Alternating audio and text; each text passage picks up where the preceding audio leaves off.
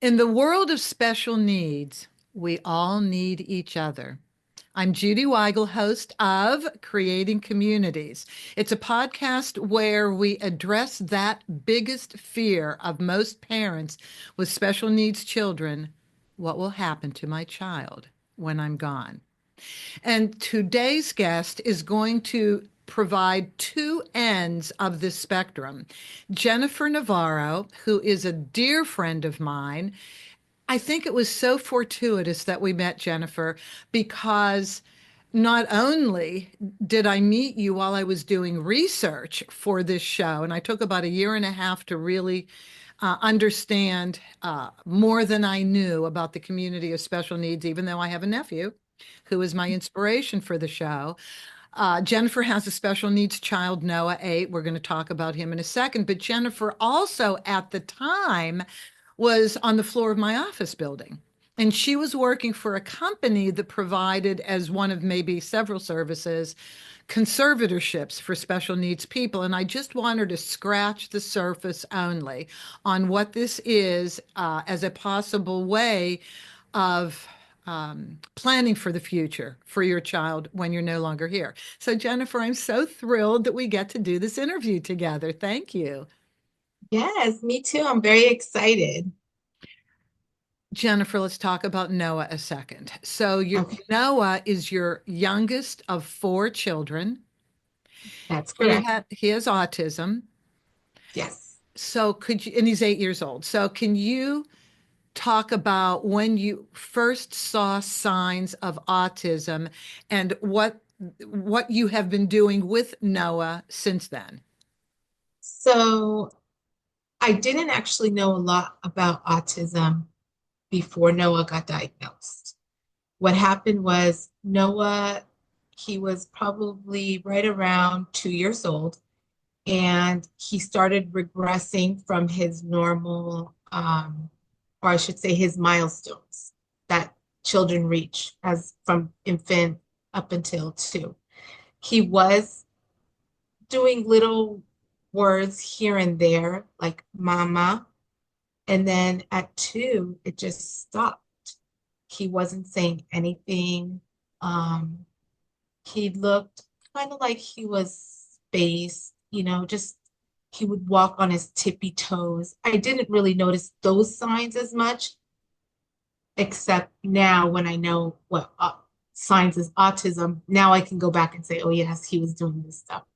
So at 2 years old, we went to his 2-year physical to see his doctor, and his doctor said he may have a speech delay since he wasn't speaking. She said, I really recommend that he do some speech therapy and maybe a small group therapy.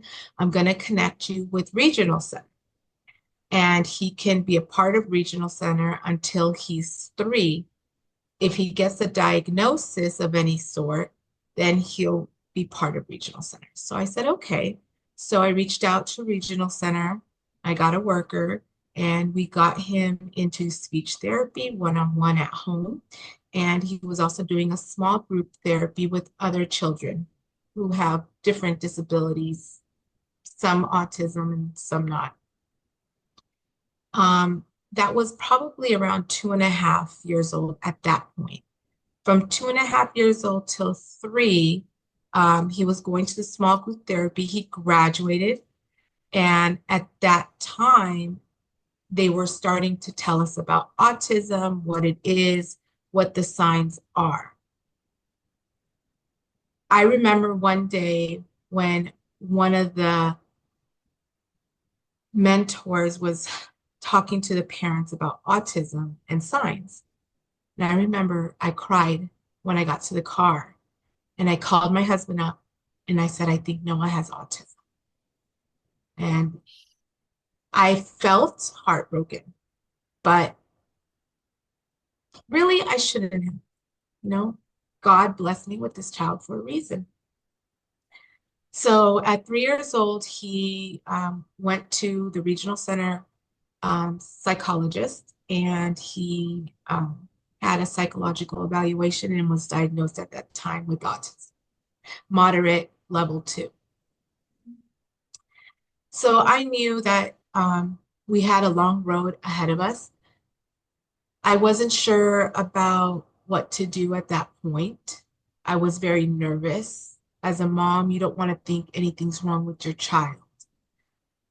Um, but after a lot of advice and listening to a lot of different people, I decided to go forward and move ahead with everything that regional centers suggested we go forward, putting him in special education, getting him the extra help he needs, the therapies he needs, because we have a long road ahead.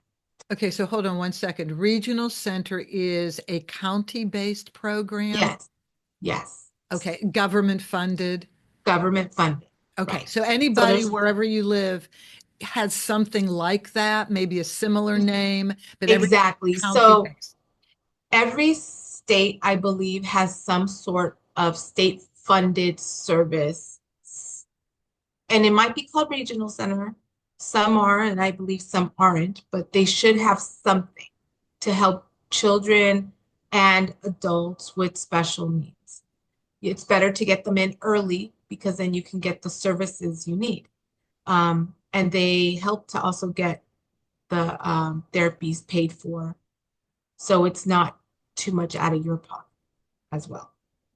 So we went ahead and we were aggressive with Noah and we got him occupational therapy, speech therapy, and ABA therapy, which ABA encompasses kind of a little bit of all the therapies and teaches him how to function in everyday life. Um, that I believe was probably the best thing we did for Noah. We started at 3, actually during COVID, and they would come to our house and he was getting it for 2.5 hours, 5 days a week, Monday to Friday.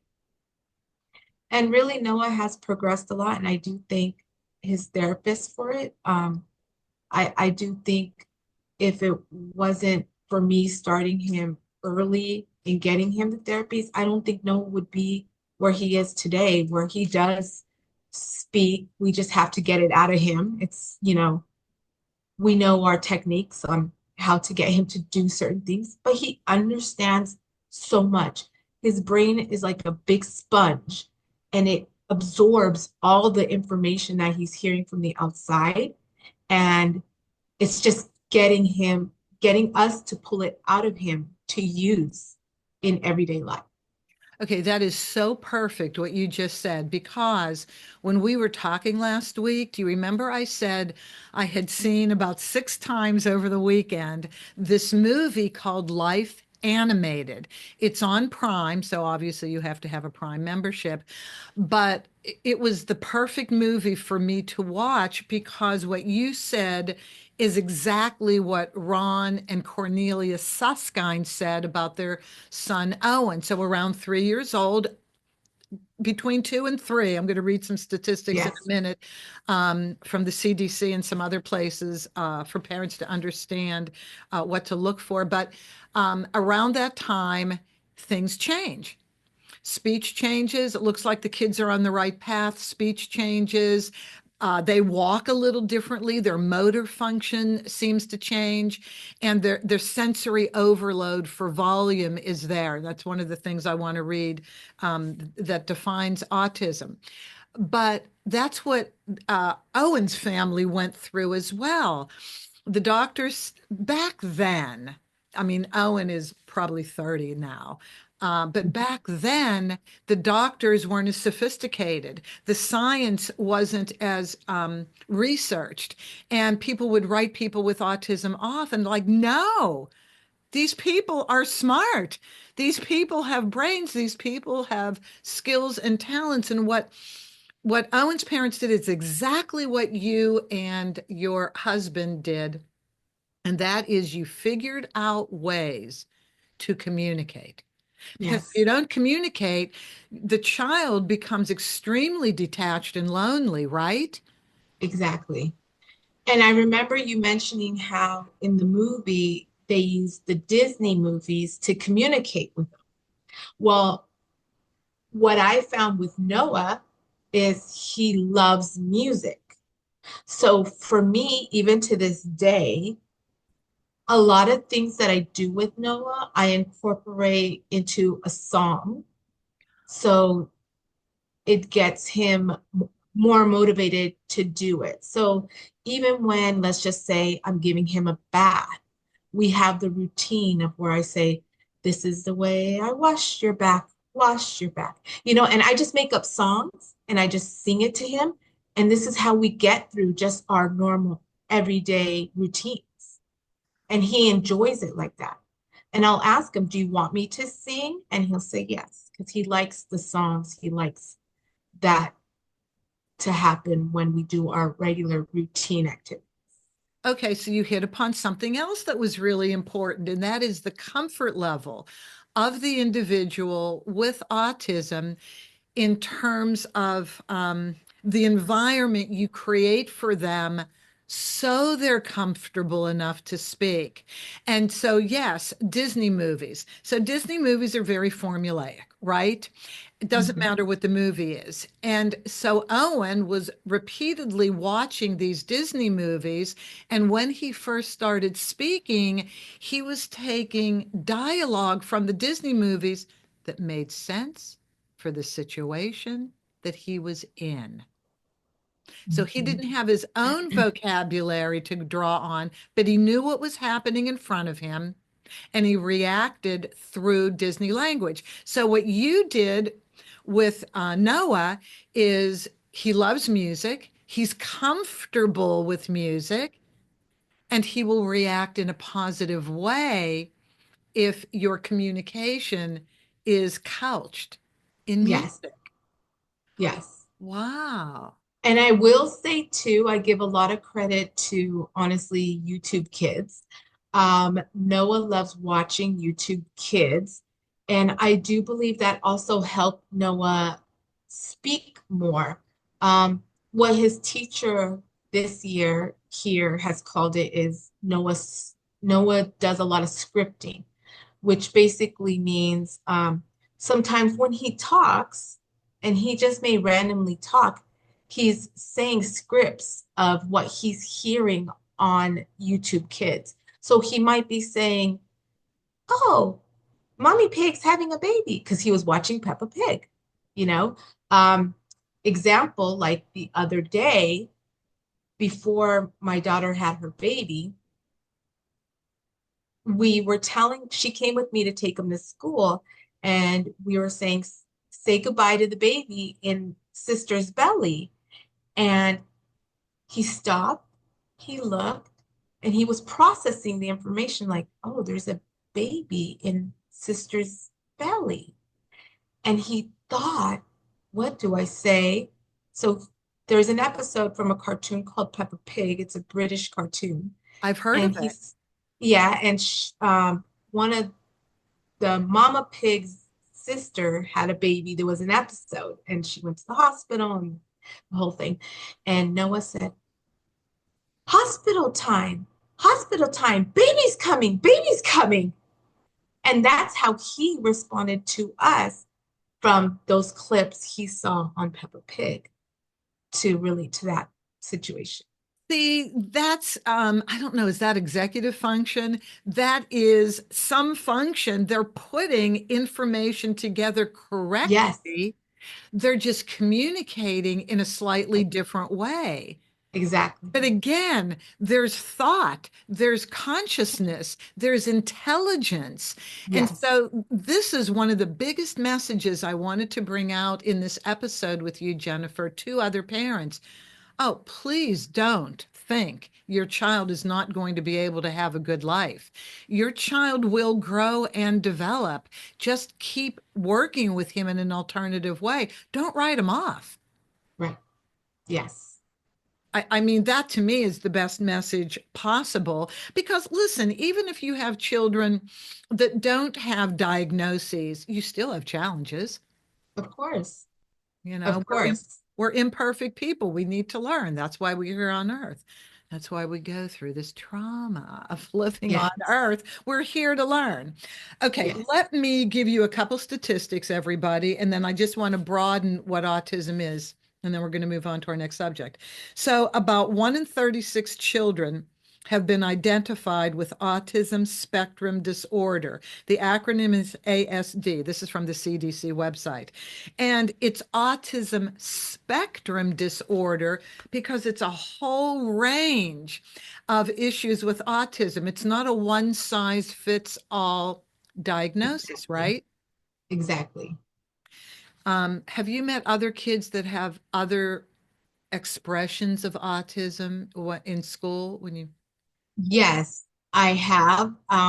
In Noah's school, I have, and then even when he was 2.5 and doing the small group therapy, I saw different ranges, and I actually became friends with one of the moms whose son was on the mild spectrum, and you can see the difference. He looked like a normal everyday child who can communicate, but in some aspects, he was a little bit behind. Maybe like socially or Yes, a lot of times they tend to keep to themselves and don't like to be around a lot of people. Noah especially, he doesn't really have friends. He doesn't like to play with other kids. So this child in particular, he didn't like to play with other kids, but he was able to communicate, speak, talk back and forth.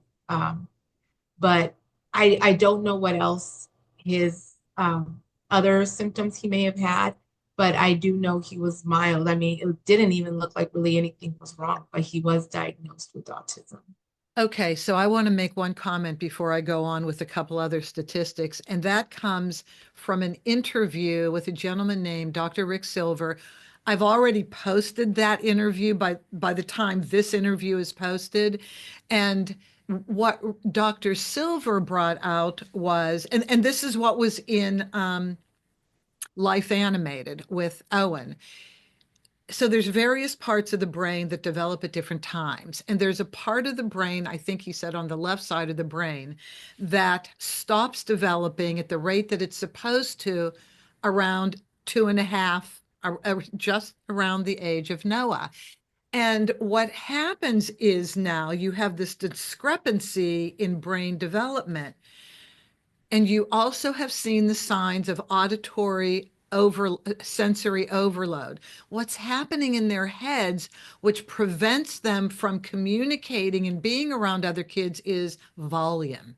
Mhm. It's noise in their heads, great enough that they need to be by themselves. And I found that fascinating because as parents, we'll look at the kids and we'll make our own assessments of what's going on. How do we know? Now, Exactly. we don't know what's going on in their heads, but I think that's a really important point that if you see your child removing themselves from social circles, not connecting with people, it could be that what's going on in their heads prevents them from communicating because it's just a bunch of mush. It was like Owen couldn't even hear words. So he didn't even know what to say. So best to go off by himself. Isn't that Yes, interesting? And, it and then it, is. and then it changes. So then Dr. Silver said it changes. There's a point where everything evens out and they can become social. So look forward to that, by the way. Okay. Did he say when that would happen or like around what age? If I remember correctly from the film with Owen, it was high school-ish, middle Okay. school, high school, um, when you're really developing more. So, as a mom, so Noah's your fourth child. So as a mom, you watched your children develop different skills at different ages, and then all of a sudden, they knew more than you as a Of teenager, course. right? They They always. developed, don't we all? So I think it's probably late middle school, early high school that evens out. So now they have a chance before they leave high school to have a social network underneath them, which is Okay. perfect for leaving high school. But now we have to develop a social network for them after they leave from high school. That's the point of the show. Okay, some other stats.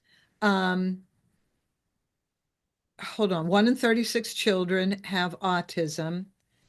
Um, Wait a minute. Hold on, hold on, hold on. I have two sets of stats. I'm going to read for the other one because Okay. because they gel with the CDC. 1 in 45 adults in the United States have autism. 4 times more boys than girls get autism. I haven't really read why yet, but we will get to that. And autism expresses itself in these ways. So it's a broad range of conditions characterized by challenges with social skills and repetitive behavior. And within social skills is language. Um, Autism spectrum disorder is a neurological and developmental disorder that affects how people interact with others, communicate, learn, and behave. And the other 5 points are difficulties with social interaction and communication. Okay, we can see that. First things Mhm. that you see, right? Repetitive behaviors or interests, because what I learned from the movie is they need regulation. They need formulaic. They need to count on this thing is going to happen when this other thing happens. It's their safety. Yes. Unusual reactions to sensory stimuli. And when did you notice that Noah reacted to noise more than you would think he should? I would say probably right around 2.5 to 3. What did he do? How did he? Well, actually, it was when they actually did a small little graduation from that small group therapy he was having. And I remember he didn't want to really participate. And I didn't understand why. Like, he didn't want to really he didn't like wearing hats, and we were trying to put the cap on him. Although we were able to do it, um, it was hard. He wouldn't keep it on that long, but he didn't really want to participate. And then I remember one year we were singing happy birthday for someone, and he just freaked out. He covered his ears and he's like, no, no, no, no, no, no. No." He starts running away. And I'm like, what's wrong? He didn't like it. I don't know if it's the volume. Part of me, I do think it's the volume because now, moving forward, 8 years later, when we do sing happy birthday, we whisper happy birthday, the happy birthday song, and he tends to be better at it. Although he still covers his ears, but we whisper it and he doesn't run out of the room. Okay, very interesting. And Owen's mother, Cornelia, said just when she ran the vacuum cleaner and he was an infant in the crib, he would cover his ears immediately. The vacuum cleaner was too Yes, much noise. Okay, yes, so this is really now across the board, and I hope people are now connecting with this for their own child. Number 4, delayed language development. Okay, yes. we talked about that. And different difficulty understanding social cues. So now this is what I want to bring up in terms of social cues and how much I really enjoyed watching you interact with Noah. So Jennifer has 2 older children and 2 younger children. She has Ava, who is 10. 10, yes. 10. And I met Ava because Ava came to the office with mom one day. And I loved Ava, who I swear is going to be a brilliant engineer at some point, just by the crafts that she made. But I did not meet Noah. Unfortunately, Jennifer's mother passed away before she moved from Los Angeles to Nevada, where she's living now. There was a funeral for her mom, and I went to the funeral. That day, there was just so much going on, so I couldn't really talk to anybody, but I met Junior, your husband. So I was really happy about that. And I think I said hello to your older daughter. But Noah was there. You were sitting on the aisle seat, first row aisle seat, and Noah was between you and your husband. And I had remembered you talking about Noah being nonverbal to a large extent. And so we were sitting there, and it's quiet in a church, even kind of a little bit more casual environment that we had that day. And Noah just made sounds. He verbalized sounds. I don't really remember what he said, but I remember how you reacted. And I said, okay, this is really cool. You didn't freak. You didn't scold. You just touched his head. You just stroked him and he stopped. And then if he did it again, you did the same thing. So you didn't overreact. You allowed him to be who he was. And I mean, who isn't going to accept that, for heaven's sakes? He's your child. And Right. everybody there understands that. But when did you start understanding how to react to Noah when you wanted to teach him social cues? I think, at a young age, I just didn't feel like what Noah was going through, it wasn't something wrong. It's not something he did. It's not his fault, you know?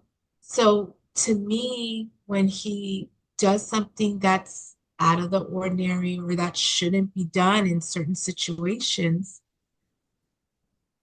instead of me getting angry with him and him probably like, I don't really understand what you're saying or what, what's happening, I felt like I can communicate better with him when I soothe him, when I just give him hugs and kisses, and I tell him I love him. I tell him I love him and hug him every day throughout the whole entire day. And I feel like that really helps him. When I hug him tight, and I feel like that calms him down a lot, even when he has episodes of where he has meltdowns just from something we don't even know what he's having a meltdown from. I'll hug him really, really tight, and he tends to be comforted and does better in getting over those situations. That's just the way I am with Noah. I don't feel like coming to him aggressively or angrily will really get anywhere. Now, unless he does something that's really naughty and he knows he shouldn't be doing it, those are the times we do raise our voice. And then he understands, uh-oh, okay, I did something wrong. I shouldn't do it again. And he knows now. So that way he knows, okay, well, when we raise our voice, this is because you're doing something that you should not be doing, something Like, that's really like, wrong. give an example of one thing, Jen. Oh my gosh. Okay, there's a lot of things that Noah can do. Um, let's see. What did you do just yesterday? Oh, okay. Noah is still in diapers. He's not um potty trained, and I don't think he's ready for it. Okay. But obviously, he's getting close to it because the diaper is becoming uncomfortable for him. So Oh, sometimes what he does is he takes the diaper off himself and doesn't say anything to anyone or come to us and say diaper off. okay. So wait, so he takes the diaper off, but he pulls his pants back up No, sometimes he'll leave it down and he'll just walk around. with no clothes on the Yeah, bottom half of him. Okay. yeah, and I'm like, Noah, no, you can't do that. You got to let me know. You got to tell me, you know, diaper change. He knows those words. He Okay. tells us, Because he does do diaper that at change. times. Yes, he Okay. does. And so it's like little things like that.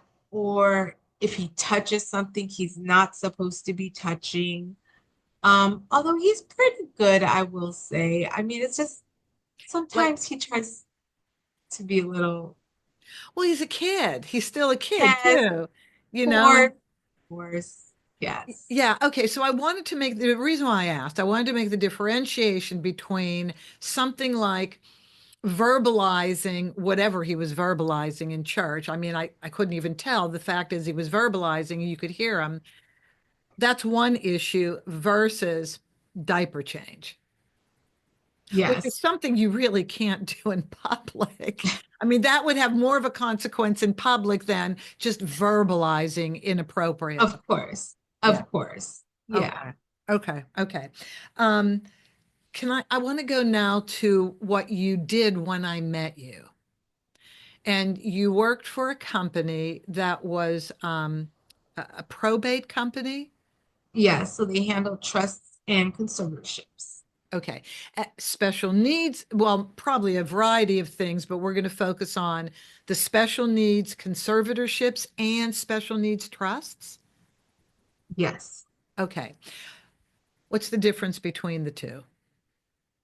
Well, the conservatorship, basically, we would handle more of everyday life situations with that person. So, for instance, if there was, and they're mainly young adults at this point, if they were autistic, um, and Living on their own, correct? could be and maybe not. They could be Oh, still living with a family member, or they could be living on their own. Just okay. depends on the situation, honestly. Okay. Um, we would monitor. We had a social worker who would go out and check and make sure their everyday living was taken care of. Any bills that this person would get, this client would get, would come through our office, and we would handle paying all their bills. We would make their doctor's appointments for them, make sure they get to the doctor. Maybe they would have a caregiver, or, if they're living in a home, then we would make sure that they had rides arranged to get to their physician visits. Um, and sometimes if they wanted to do some sort of entertainment, even like going out of town, we would schedule them to have a flight and go visit family or go see a baseball game. Um, Things like that, they enjoy doing if they had the funds to do it. I mean, Okay, so that funds meaning, so let's just explain. Um, a person, an adult in authority, generally a parent, but an adult in authority of the special needs person is the one that has to provide the money. right, usually somebody leaves them money. Okay. Usually that's how it is. That's how I've seen it mostly. But like, let's just say I have been, people have come to me and said, you can create a special needs trust for Noah. So that way, when he gets older, there would be money there for him to utilize um, in his care or everyday living as he got older. So that's different than conservatorship. Conservatorship, we handle more, basically, the client is just fully under us, where we fully take care of them in every aspect that they need. The client being the special needs person. Yes, Okay. yes. So the special needs trust is different from conservatorship, where we more than likely, there might be, of course, some situations where we would, but more than likely, we don't pay all their bills. We're not setting up doctor's appointments. We're just monitoring the money that was left for them in this special needs trust and going by how the trust was written and abiding by that. So maybe it's use this money in discretion, like for anything health related, or um, he, let's just say we're leaving it so he can have $1,000 a month ongoing until the money runs out. And so we would send $1,000 to whoever's taking care of them, and they can use it for whatever they need. Okay, so just to be clear, first of all, there's court oversight on everything. These are It, legal processes. in where I work, Most of it is court supervised, but to be honest, the conservatorships are court supervised where I work. But the special needs trust, most of them are not. Okay, but here's what I meant, Jen. So you're right, and thank you. So we have to make this differentiation. So in a conservatorship, if I got this right from you, for the most part, this is money left somehow for the special needs person. And in order to bring on a neutral, so to speak, your company, anybody in your company would be a neutral, not related to the person, in order to um, have regulation and safety around a neutral spending the money or assigning the money, giving the money to the special needs person. That's where you have to have court oversight. You file for, what do you file? What does it say when you file for something? What do you have to put in the document? They would file for conservatorship, and you would have to make sure that the client is basically incompetent and cannot take care of themselves, and they Okay, and need don't you another have person to. well, and don't you have to provide like a budget, allocate, this is the money we're allocating for this number of needs, and maybe somehow show proof, just so everything is, nobody's taking advantage of the Yes, so every financially. year we do an accounting, and the accounting goes through the courts, and it could be done every 2 years, but we would do it every year, and we would present it to the court and show the court, okay, this is how we spent their money, and this is how much money they have left. That way the courts can see we're not stealing any money. Yeah. We don't get paid until the court approves our fees as well. So we're not paid until the judge says everything looks correct, everything looks fine. I will award you your fees. Um, Excellent. yes. So other than that, throughout the year, we pay bills. Whatever money comes in, maybe some sort of income, we collect it. We put it always into interest bearing accounts. So they're making Oh, money. oh, Um, great. we maybe, depending on how much they have, invest some money so that way they make money. Um, and we pay whatever everyday life bills come, um, utilities, health insurance, things like that, Mhm. and then we do give them allowances as well if they are very also independent. And the allowance depends on what their level of needs are. Mhm. So, and what the court will approve as well. Okay. All right, so that's one option. In terms of what will happen to my child when I'm no longer here. That's a financial option.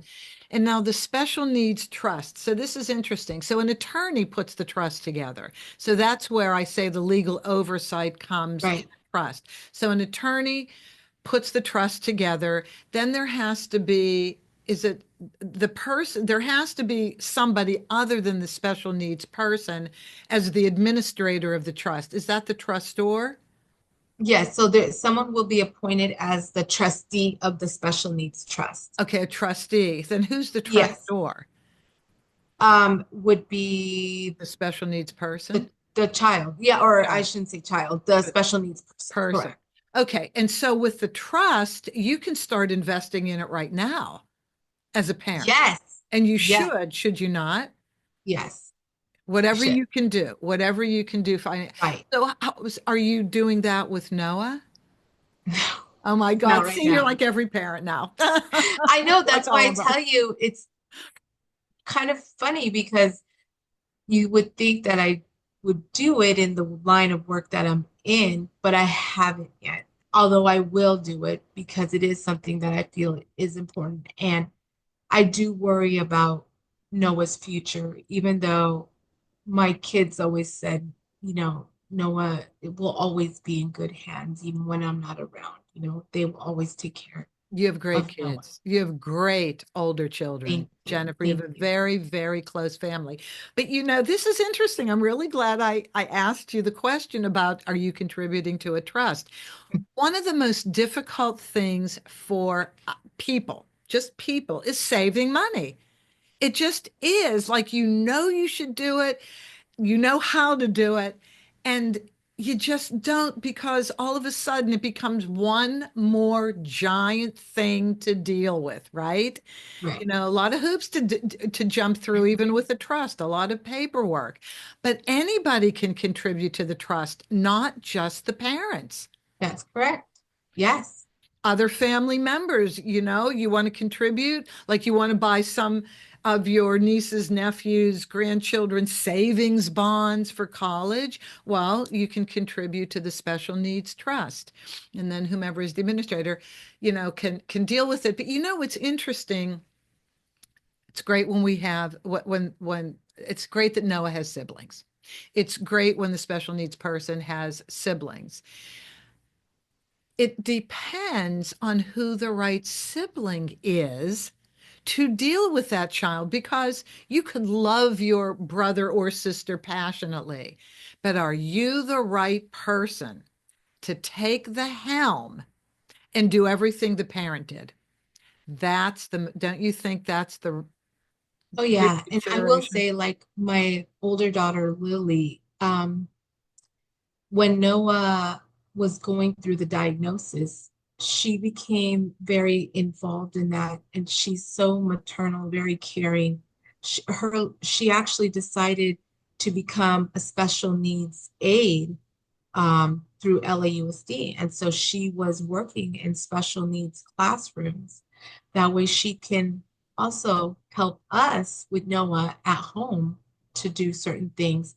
So, and she's always told me, Mommy, I will always take care of Noah. You never have to worry about when we're not around. So I know he's in good hands. Because she's already exhibited for Yeah. Los Angeles Unified School District is LAUSD for people who don't know. Yes. Yeah, so that's great. That's great. With my sister and John, her middle child, so she had middle child, so she has two other children, a daughter who's older, who is the administrator of the trust, the trustee. She's also in finance, and she does really well. This is her bailiwick, so she'll handle the money well. We just have to make there be more money.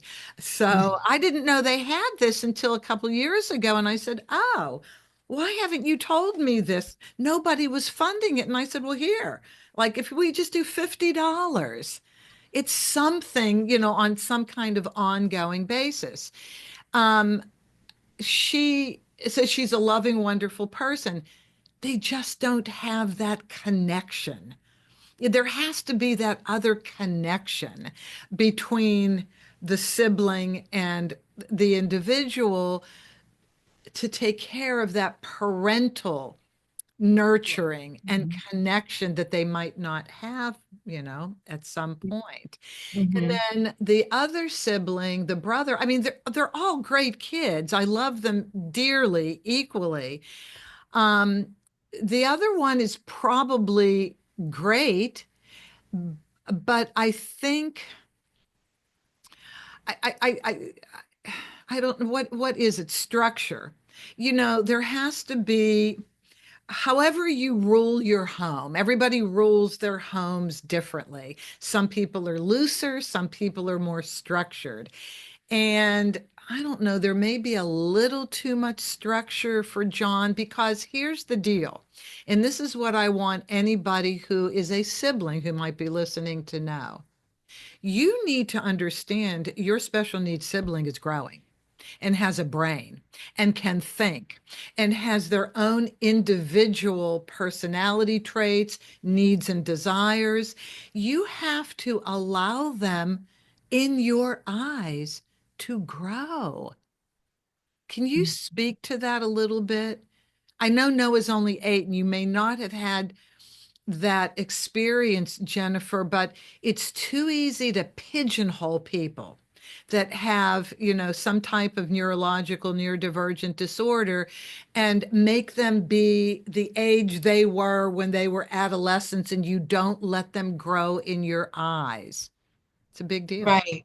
No, yeah, like for Noah, every year I see big changes for him, in the things that he does. And I can see that he's learning more and adapting to doing things that he wasn't doing before. And I know that as years go on and when he becomes a young adult, I don't know if Noah will be able to truly be able to live independently. I hope he does. I pray that he does. But even if he doesn't, one of us will always be here to take care of him and help him along his journey to find what his path is. I do see Noah being able to get a job. His teacher just told me the other day, he's so smart when it comes to like the iPads and the computers. He does things I can't even do. He figured out how to disable something on the iPad so he can get into whatever he wanted to play. You Wow. know, the teacher was just amazed. She was like, maybe he'll be a computer engineer. He edits his own videos.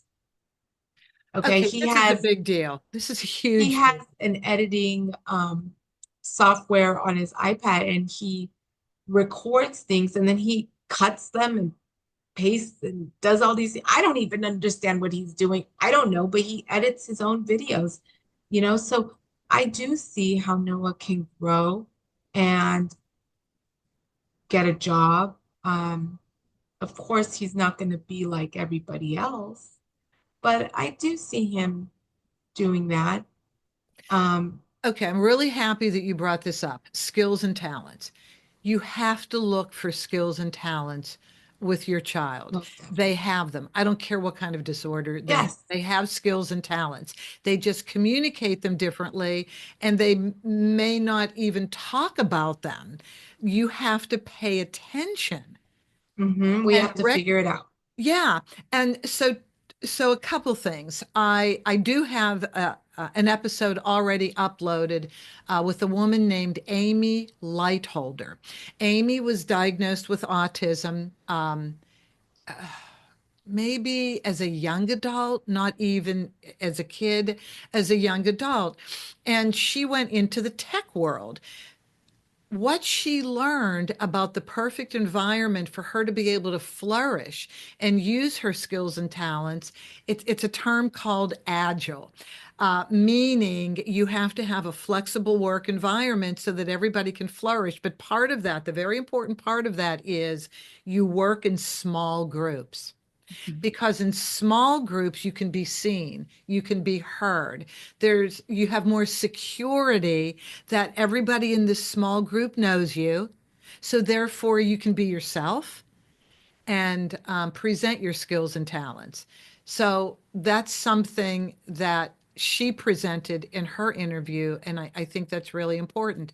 And then the other thing I wanted to say was I was in my research, I was watching on YouTube a show called Geniuses Within, and it comes out of England. And in Geniuses Within, I think they focused on Tourette's, um, which is very difficult to deal with if you're in a social environment, in a work environment. So we were talking about they were talking about employing people with Tourette's. And I remember there was this mom with her son who was sitting there drawing. Amazing graphic artist. And she said, look at this. Look at how talented he is. I'm just having a hard time finding him a job as a backer in a grocery store. That mom went right to what a lot of people go to. I'm not I criticizing know. her. I'm just highlighting how we can minimize the skills and talents. And just because they have one issue that Hmm. sets them apart doesn't mean they still can't use their innate God-given talent somehow, some way. And now that I'm a year later and I talk to Amy Lightholder, maybe that child with Tourette's needs a much smaller environment to work in and do the thing that he loves, which is draw. Yes, exactly. So you're noticing this now. You're paying attention to the skills Hmm. and talents of Noah. Oh, yeah. And so, Jen, he's going to have a wonderful life because you're in it. Yeah. He's an individual. You've gotten him the right amount of help starting at 2.5, and he's 8. So he's had 5.5 years, to Hmm. develop. And he is. You have a large family, which is beautiful because then there will always be somebody there for him. People with very small families, no siblings, they have a much harder way to go. But the Yes. but the last thing I want to say, and I'll get your reaction to it before we sign off, and that is even though you have cultivated a family that is extremely close knit, I saw that at the funeral. And plus, I know you, so I know who lives where. You have a wonderful family that is very tight. But maybe Noah wants to be an individual. Maybe Noah wants to move away from home. There are so many places now that I'm showcasing where people can go that is their community. I interviewed somebody from Brookwood community outside of Houston. It's a 485-acre complex that looks like a resort. There are 11 homes. There is complete management and there's also freedom, and they earn money. So there's a growing number of resources for people to live in their own community if that's what they want to do, if that's what the best thing is for them. So I'm so happy that we met. Me too. I am so happy that you wanted to share yourself with everybody and your relationship with your son. And I just know he's going to have the best future possible just because I know you. Thank you, Judy. And I really appreciate you giving me this opportunity because I love to tell people about Noah and I love to give information that I have that can help another mom or another parent with their child going through the same issues. If there's one thing that I can stress enough is get help as early as possible. It was the Okay. best decision that I've ever made in getting Noah the help that he needed because I truly believe he would not be where he is today um, if I hadn't gotten him all the therapy and all the help. And there are people that can help you. You don't have to have money. Um, I don't have a lot of money and I was able to do it. Just got to reach out to the right people, do a lot of research, Google a lot of things. Regional center helps tremendously. That's really nice. That is nice, Jen, because what you're actually saying is parents need to find their community of other parents to Yes. share resources. Uh, Go on Facebook groups, join groups. I'm on a bunch of different groups for children with autism.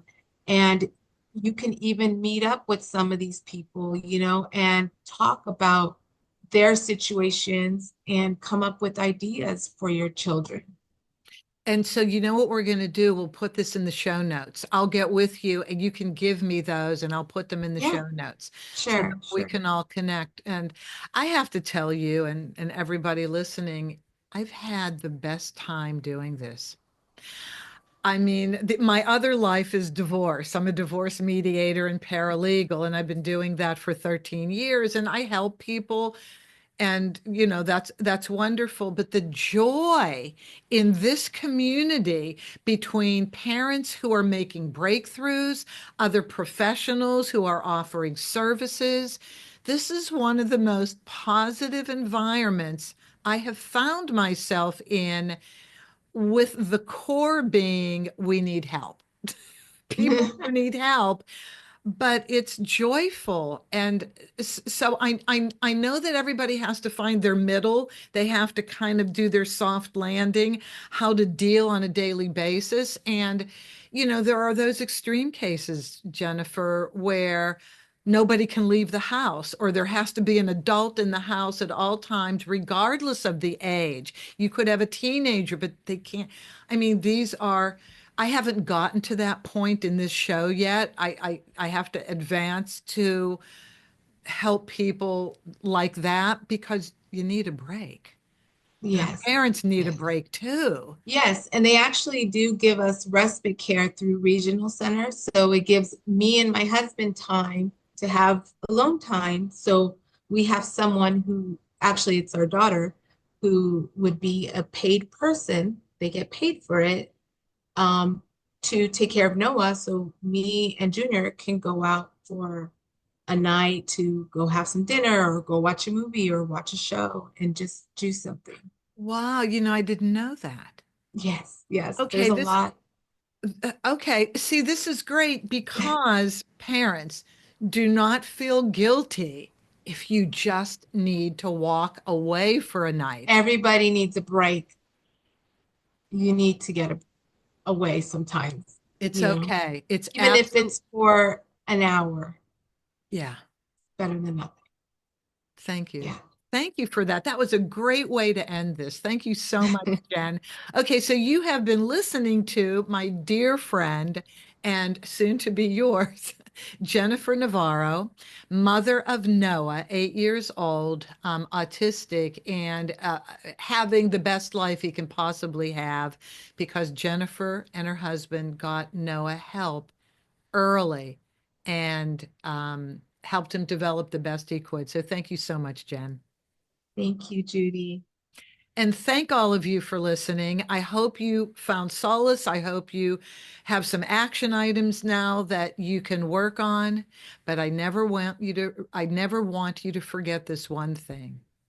In the world of special needs, we all need each other. Talk to you next week.